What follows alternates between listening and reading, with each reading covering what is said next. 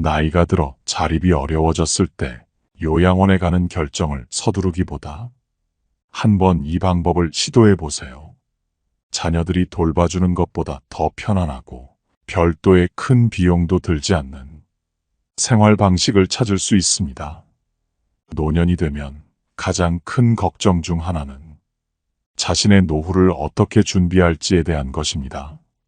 젊었을 때는 취향에 따라 자유롭게 살 수 있지만 나이가 들면서 선택할 수 있는 생활 방식은 점점 좁아집니다. 노인의 생활 방식은 보통 자녀의 돌봄에 의존하거나 간병인을 고용하거나 요양원에 들어가는 세 가지 방식으로 나뉩니다. 만약 노인이 자녀와 함께 살며 자녀에게 의존하기로 선택한다면 세대 간 사고방식의 차이로 인해 갈등이 생기기 쉽습니다. 그 결과 원래 친밀했던 부모와 자녀의 관계가 팽팽하게 긴장된 관계로 변하기도 합니다. 이 때문에 자녀와 함께 살며 노후를 보내려 했던 많은 노인들이 결국 이 생활 방식을 포기하게 됩니다. 노인이 간병인을 고용한다면 일정한 경제적 능력이 요구됩니다. 간병인의 월급은 대개 400만 원에서 500만 원에 이르며 이는 많은 노인의 연금보다 높아 경제적 부담이 큰 이들에게는 어려운 선택이 됩니다. 또한 요양원에 가서 생활하는 방식을 택할 경우 요양원의 높은 비용뿐만 아니라 집단 생활에 적응하는 문제도 뒤따릅니다. 요양원에서는 정해진 시간에 식사하고 잠을 자야 하며 이는 자유로운 생활을 선호하는 노인들에게는 큰 제약으로 느껴질 수 있습니다. 더불어 요양원 내에서 노인들 간의 갈등이나 다툼이 발생하기도 하여 독립적이고 고유한 생활 방식을 원하는 이들에게 적합하지 않을 수 있습니다. 70세 박 할아버지는 자녀와 함께 생활하고 간병인을 고용하고 요양원에 들어가는 세 가지 방식을 모두 경험한 후 더 이상 이러한 방식으로는 노후를 보내고 싶지 않다는 결론에 이르렀습니다. 우연한 기회에 자신에게 맞는 새로운 생활 방식을 발견하게 되었고 그 방식은 지금까지도 그를 지탱해주고 있습니다. 그는 말합니다. 나는 올해 70세입니다.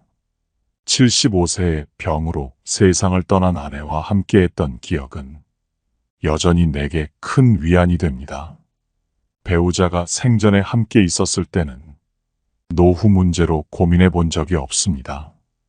우리 둘은 항상 서로를 의지하며 살았고 서로 병이 나면 지극정성으로 돌보며 지냈습니다.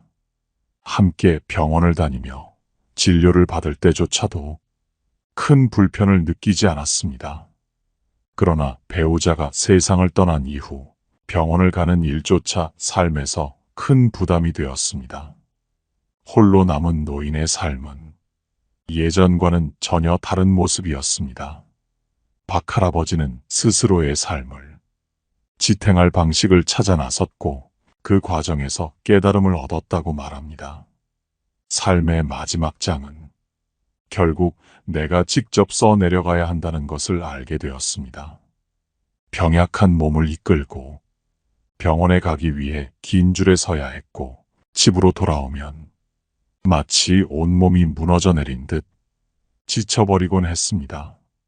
아들과 딸이 있기는 했지만 그들의 바쁜 생활을 알기에 병원의 동행을 부탁하지 않았습니다.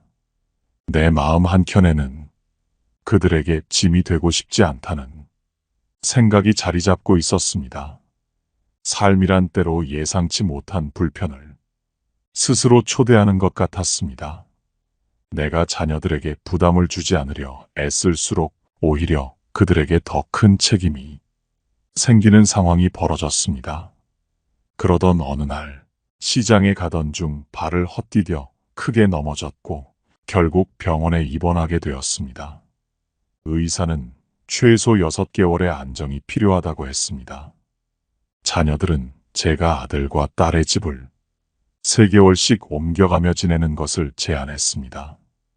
그들의 배려로 이루어진 선택이었지만 자녀들의 집에서 생활하면서 나는 마치 외부인이 된 것 같은 기분을 떨칠 수 없었습니다. 부모의 집은 언제나 자녀들의 집이지만 자녀들의 집은 결코 부모의 집이 될 수 없다.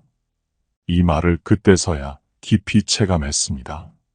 자녀들의 집은 아늑했지만 제 마음속의 낯선 거리감은 지워지지 않았습니다. 식사 때마다 나는 혼자 남아야 했고 자녀들은 제게 방으로 음식을 가져가 먹으라고 권했습니다. 그때 저는 자녀들이 저를 불편하게 여긴다는 것을 깨달았습니다. 그들은 나이가 든 저를 불결하게 생각하고 귀찮아하는 듯한 태도를 보였습니다. 가장 견디기 어려운 것은 그들의 차가운 말투였습니다.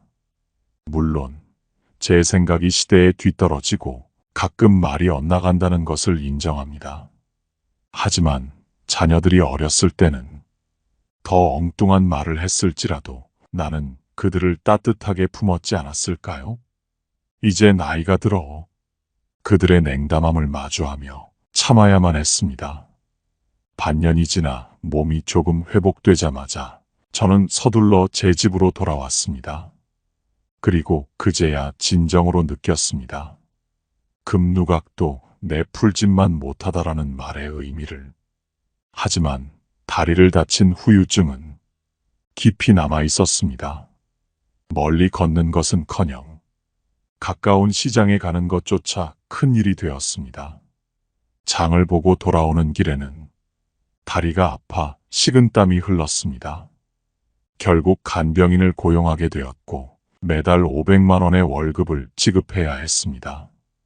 이 금액은 제 연금을 초과하는 것이었고 자녀들이 매달 일부를 지원해주지 않았다면 간병인을 유지할 수 없었을 것입니다.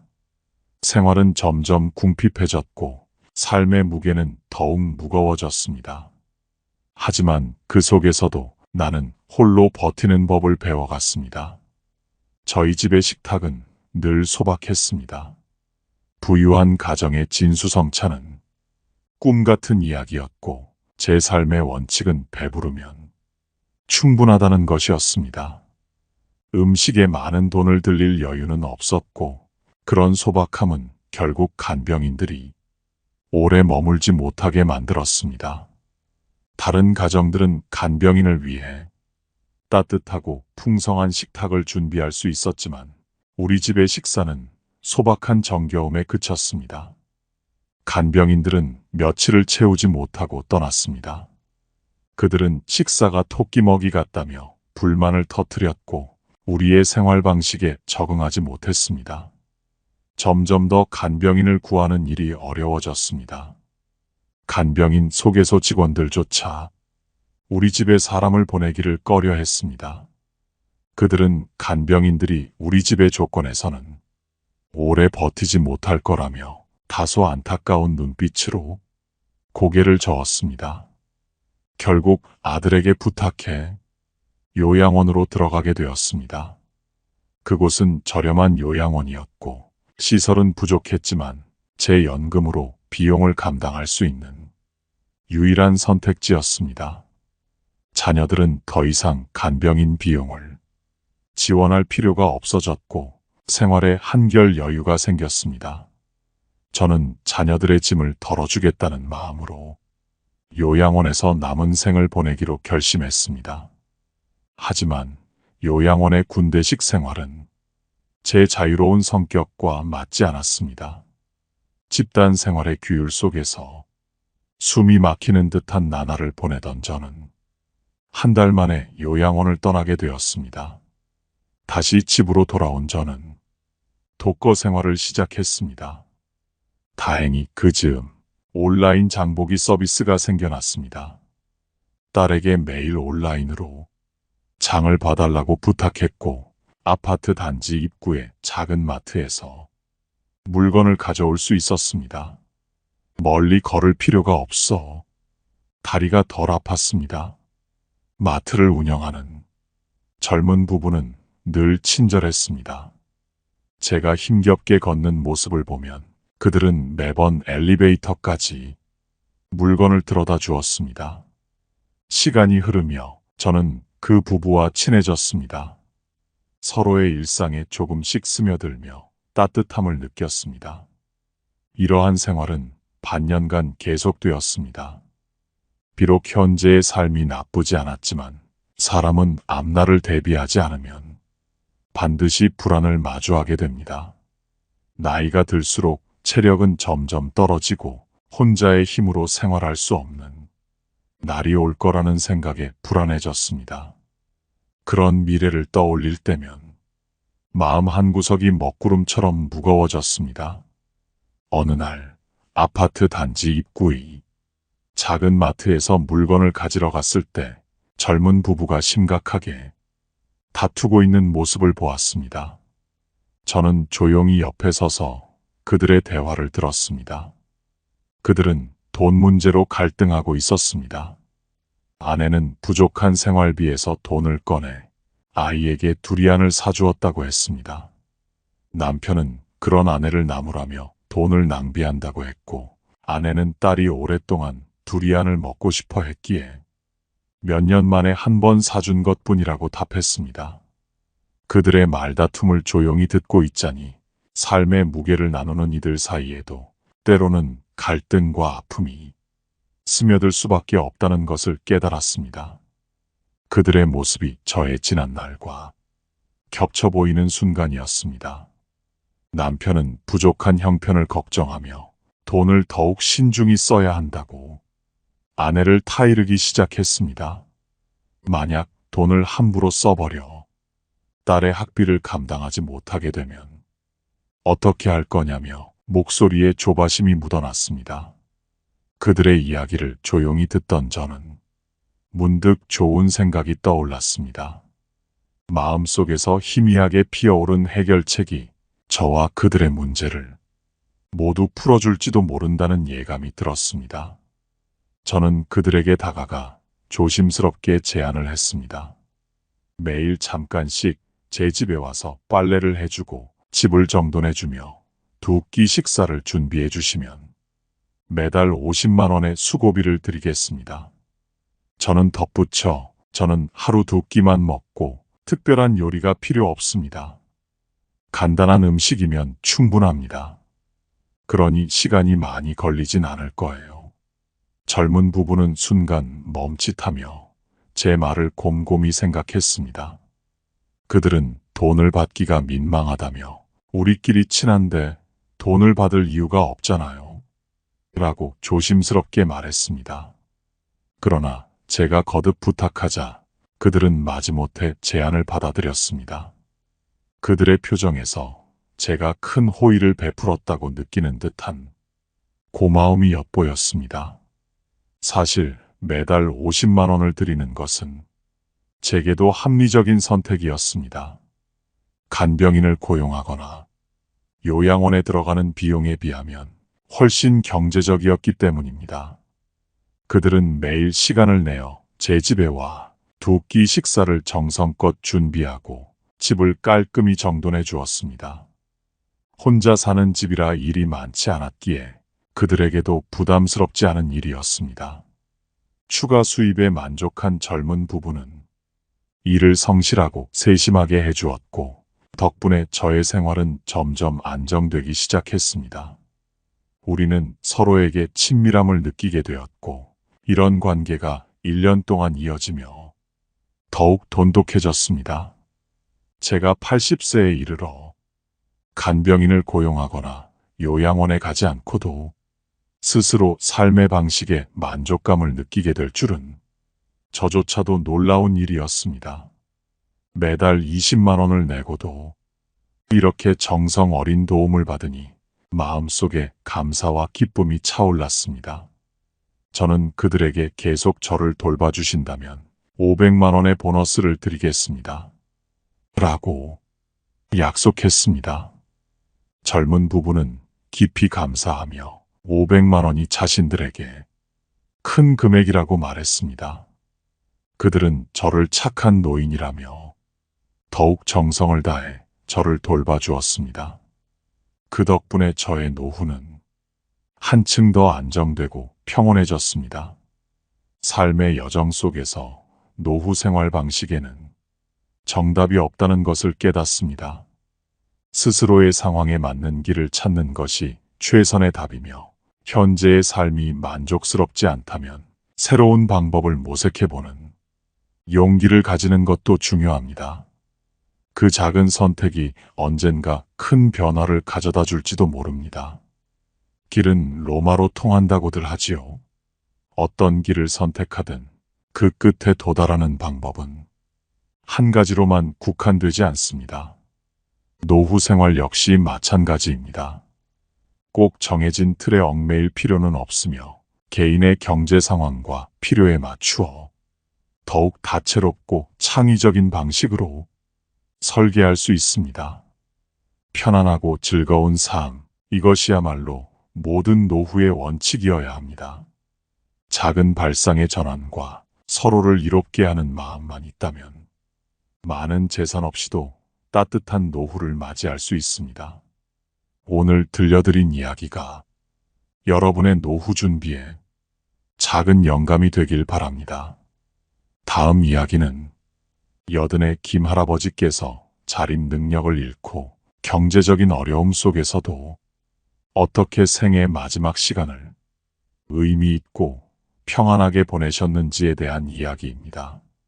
많은 사람들이 노년의 가장 큰 두려움으로 자립 능력의 상실을 꼽습니다. 누군가의 돌봄이 절실한 상황에서 생의 의미와 가치를 잃어버리는 것은 몸의 아픔보다 더 큰 고통일지도 모릅니다. 특히 경제적 여건이 좋지 않은 노인들에게는 이러한 두려움이 현실로 다가오기 마련입니다.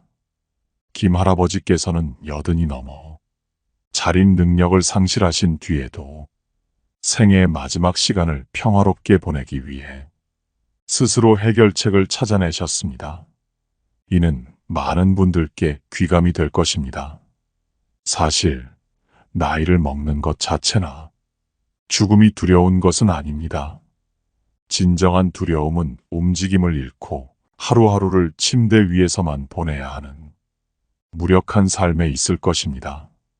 우리가 자유롭게 활동할 수 있을 때는 자신의 방식대로 삶을 꾸릴 수 있지만, 그 자유를 잃는 순간 삶은 고립처럼 느껴질 수 있습니다. 경제적 여유가 있는 노인은 비록 자립 능력을 잃더라도 전문적인 간호를 받으며 안정적인 노후를 보낼 가능성이 높습니다. 그러나 그렇지 않은 사람들에게는 편안한 노후는 결코 쉬운 일이 아닙니다. 김 할아버지께서는 많은 돈 없이도 자신만의 방법으로 생의 마지막 시간을 따뜻하게 보내실 길을 찾아내셨습니다. 그는 이렇게 말합니다. 저는 올해 80이 되었습니다. 아내는 3년 전 병으로 세상을 떠났고 그 이후로 혼자 살아왔습니다. 제겐 외동딸이 하나 있는데 딸의 삶은 순탄하지 못합니다. 사위는 믿음직하지도 않고 돈도 잘 벌지 못하며 딸에게 폭력을 일삼습니다. 다음 이야기에서는 김 할아버지의 결단과 선택이 그의 마지막 여정을 어떻게 빛나게 했는지 자세히 들려드리겠습니다. 노후는 우리 모두가 반드시 맞이할 시간입니다. 하지만 그 시간을 어떻게 채워나가느냐는 결국 우리 손에 달려 있습니다. 새로운 방식을 모색하고 작은 용기를 내는 순간 우리의 노후는 그 자체로 희망이 될 것입니다. 딸은 50을 넘긴 나이에도 자신을 위해 온전한 하루를 살아본 적이 없습니다. 항상 남편과 아들을 위해 희생하며 출퇴근 외에는 온전히 가정의 일에 매달려 살아갑니다. 비록 사위가 딸에게 따뜻한 말 한마디 건네지 않더라도 딸은 이혼을 선택할 수 없는 상황입니다. 사위는 특별한 재능은 없지만 딸을 억누르는 데에는 능숙하기 그지없습니다. 딸이 이혼을 언급할 때마다 그는 폭력을 행사해 더 이상 이혼 이야기를 꺼낼 용기조차 앗아갑니다. 그가 이렇게까지 방자하게 행동하는 이유는 집안에서 딸을 지켜줄 사람이 없다는 것을 잘 알고 있기 때문입니다. 집에는 저 같은 무력한 노인 외에 딸을 대신해 맞서 싸워줄 남자가 없습니다. 외손자가 20살이 넘은 청년이지만 어릴 적부터 아버지의 폭력 속에서 두려움을 배운 탓에 어머니를 위해 나설 용기를 갖지 못했습니다. 딸의 상황은 그녀 자신조차 보호할 수 없을 만큼 위태롭고 저를 돌볼 여력은 더더욱 없습니다. 아내가 살아있었을 때는 서로 기대며 어렵게나마 일상을 이어갔지만 아내가 떠난 후 저는 홀로 버텨야만 했습니다. 작년 뇌졸중으로 쓰러진 뒤 긴 재활 치료를 거쳤지만 결국 오른쪽 신체의 감각을 완전히 잃고 말았습니다. 자립 능력을 영원히 잃었다는 사실은 저를 깊은 절망 속으로 몰아넣었습니다. 운명을 탓하며 한참을 울었습니다. 돌봐줄 자식도 많은 돈으로 노후를 준비할 여유도 없는 현실에서 매달 몇십만 원의 연금과 약간의 예금이 제가 가진 전부입니다. 퇴원 후 외손자가 병원으로 와 저를 집으로 데려갔습니다. 딸은 사위에게 억눌려 있었기에 저를 돌볼 수 없는 상황이었습니다.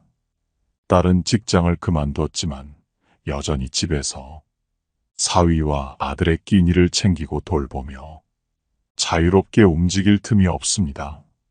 집으로 돌아온 후 저는 매일 배달 음식을 시켜 먹었습니다. 인터넷으로 주문할 줄 몰랐기에 외손자가 대신 주문을 해주었고 저는 매번 10,000원을 그에게 보내며 도움을 요청했습니다. 문은 늘 열려 있었고 배달원은 스스럼 없이 문을 열고 들어와 저에게 음식을 건네주곤 했습니다. 외손자는 가끔 집에 와 화장실을 비우고 목욕을 돕고 쓰레기를 버려주었습니다. 하지만 시간이 흐르면서 외손자는 점점 불만을 드러냈습니다. 여가 시간이 부족해 여자친구가 불만을 가지고 결국 헤어질지도 모른다고 말하곤 했습니다. 그는 간병인을 고용하라고 제안했습니다. 사실 그의 말이 없더라도 저는 이미 알고 있었습니다. 외손자가 저를 계속 돌보는 것이 지속 가능하지 않은 방법이라는 것을 말입니다. 그는 젊은 나이에 여자친구와의 시간을 누리고 결혼도 해야 할 시점에 있습니다. 그의 불만은 단순한 짜증이 아니라 그가 감당하기엔 버거운 현실의 무게를 말없이 드러내는 것이었습니다. 저는 더 이상 그를 붙들어 둘 수 없다는 사실을 깨닫고 있었습니다. 결혼 후 외손자는 집에 자주 올 수 없었고 저를 돌볼 시간도 부족했습니다. 저는 그를 방해하지 않으면서 더 나은 해결책을 찾고자 고민에 고민을 거듭했습니다. 저의 가장 큰 어려움은 한 달에 나오는 적은 연금과 거의 없는 저축으로 인해 노년을 편히 보낼 방법이 막막하다는 것이었습니다.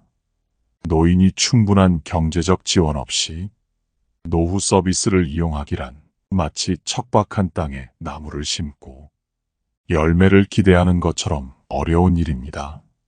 저처럼 자립할 수 없는 사람에게 요양원은 그 비용이 최소 수백만 원부터 시작하기에 연금으로는 감당할 수 없는 먼 꿈일 뿐입니다.